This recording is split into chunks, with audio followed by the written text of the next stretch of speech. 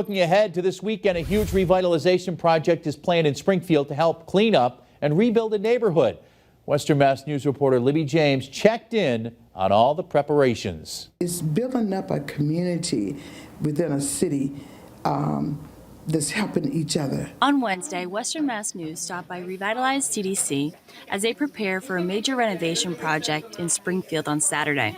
The organization helps homeowners update the outside of their homes in order to make sure they are safe while looking fresh. Everything is free to homeowners, while volunteers and contractors work on yard work, painting, handicap ramps, raking, and more. We're going to be working a lot with the yard cleanup. Ethel Griffin, the director of programs, tells us how they already have 700 volunteers signed up for Saturday as they plan to revamp 12 homes and Calhoun Park. Western Mass News spoke with Roxana Aliquin, the Safe and Healthy Home Coordinator. She says after months of preparations, they are ready to start.